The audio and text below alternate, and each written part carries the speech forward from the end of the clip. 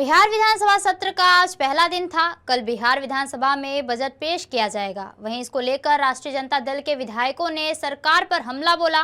जहां एक तरफ आरजेडी विधायक गौतम कृष्ण ने कहा कि कल केंद्र का बजट आया वह निराशाजनक था बिहार के लिए, और कल बिहार का बजट आएगा तो देखिएगा वह भी निराशाजनक रहेगा। वहीं अभिभाषण को लेकर विपक्ष के विधायक रणविजय साहू ने सवाल खड़ा करते हुए कहा कि सरकार के द्वारा लिखा गया खत को सिर्फ राज्यपाल ने पढ़ दिया। 2005 की दुहाई हमेशा देते हैं लेकिन यह नहीं बताते हमने 2005 से 26 तक क्या क्या किए, क्योंकि जिस प्रकार बिहार से एनडीए की सरकारों ने जनमत है उसका फर्ज तो अदा करना चाहिए था बजट में।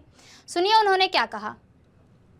रणविजय साहू जी हैं, राज्यपाल के अभिभाषण को कैसे देखते हैं? देखिए, महामहिम ने जो कसीदे पढ़े हैं, सरकार के द्वारा लिखे हुए कसीदे, लगातार वही बातें दोहराई जा रही है कि 2005 के पहले क्या था। तो 2005 के पहले पीएमसीएस था, 2005 के पहले एनआईटी था, 2005 के पहले पटना हाई कोर्ट था, तमाम संवैधानिक व्यवस्थाएं थी। तो कहीं ना कहीं सरकार का जो अपनी पीठ अपनी ठपथाना, उसी प्रकार से महामहिम ने पढ़ने का काम किया। महामहिम ने ये नहीं बताया कि बिहार में 6,000 रुपया ही आज प्रति व्यक्ति आए, इसमें बढ़ोतरी कितने दिनों की हुई। उन्होंने ये नहीं कहा कि किसानों के आय दुगुने नहीं हुए। उन्होंने ये नहीं कहा कि बिहार में जो लॉ एंड ऑर्डर खराब है उसमें कितने लोगों को पकड़े जा रहे हैं, गर्ल्स हॉस्टल और तमाम महिलाओं पर जो अत्याचार बढ़ा है। तो महामहिम ने इस पर प्रकाश नहीं डाला, कहीं ना कहीं सरकार को पीठ थपथपाने का काम किया है। सरकार के द्वारा लिखी हुई रहती है, उसी के तो राज्यपाल व्याख्या करते हो। चाहे आपकी भी सरकार रही तो आपकी भी 2015 में सरकार थी तो आप लोग। लेकिन ये बिहार की सच्चाई नहीं है, बिहार की सही तस्वीर नहीं है।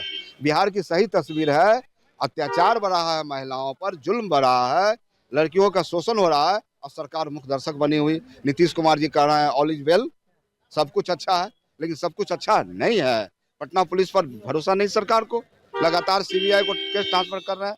तो बिहार की जनता समझ रही है, देख रही है, और इन मुद्दों को लेकर लगातार विपक्ष सरकार को घेरते रहेगा और सरकार को मजबूर करेगा अपनी बात। कल देश का बजट आया और कल बिहार का बजट इस सदन में पेश किया जाएगा, तो किस तरीके से बजट को? अब तो बिहार को तो हमेशा ये लोग झुंझुना थमाने का काम करते हैं।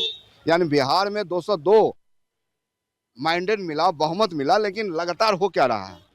आज बिहार को क्या मिला? तो बिहार का भी जो बजट है ठगने वाला होगा। इन्होंने कहा अच्छे दिन लाएंगे, इन्होंने कहा महंगाई भी कम करेंगे, इन्होंने कहा कि हम बेरोजगारों को रोजगार देने का काम करेंगे, सुशासन देने का काम करेंगे, लेकिन लगातार बिहार में महिलाओं की असमत लूटी जा रही है, लड़कियों की असमत लूटी जा रही है।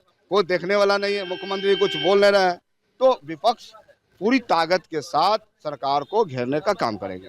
चलिए, विपक्ष जो है पूरी ताकत के साथ सरकार को घेरने का काम करेगी। बता दें कि कल जो है बिहार विधानसभा में बजट पेश किया जाएगा और देखने वाली बात यह होगी कि बजट में क्या कुछ बिहार के हित के लिए, और साथ ही साथ जो अभी एनडीए की मौजूदा जो सरकार चल रही है 202 सीट जो पूर्ण बहुमत के साथ सरकार है, उसके लिए क्या कुछ ऐतिहासिक होने जा रहा है।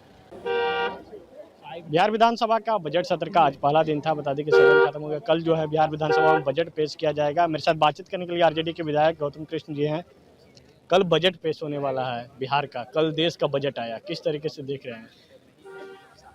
कल देश का बजट आया, बिहार की घोर उपेक्षा हुए, और मैं तो हस्तप्रद हूँ कि हम बिहार की सरकार केंद्र के सहयोग से चलती है, लेकिन हमारे बिहार सरकार के माननीय मुख्यमंत्री जी अपने हक और हिस्से को मांगने में नाकामयाब रही।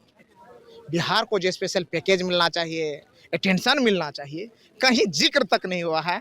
मुझे तो लगता है नैतिकता के आधार पे गठबंधन तोड़ लेना चाहिए, क्योंकि जब आपके बारे में सोच ही नहीं रही है केंद्र सरकार, आपके बिहार के विकास के लिए कुछ मदद ही नहीं कर रहे हैं, तो आप काहे उसके ढो रहे हैं।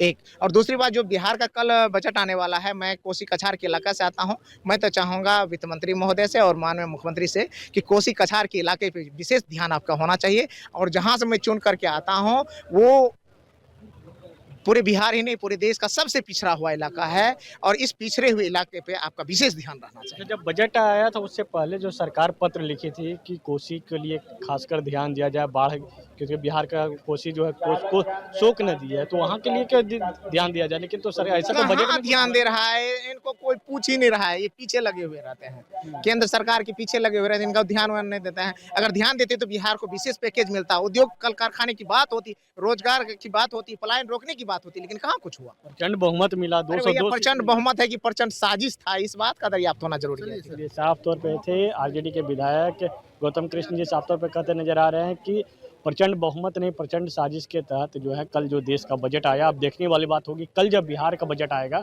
तो क्या कुछ होने वाला है। कैमरा पर्सन विकास के साथ विवेक रंजन, राष्ट्रीय समाचार, पटना।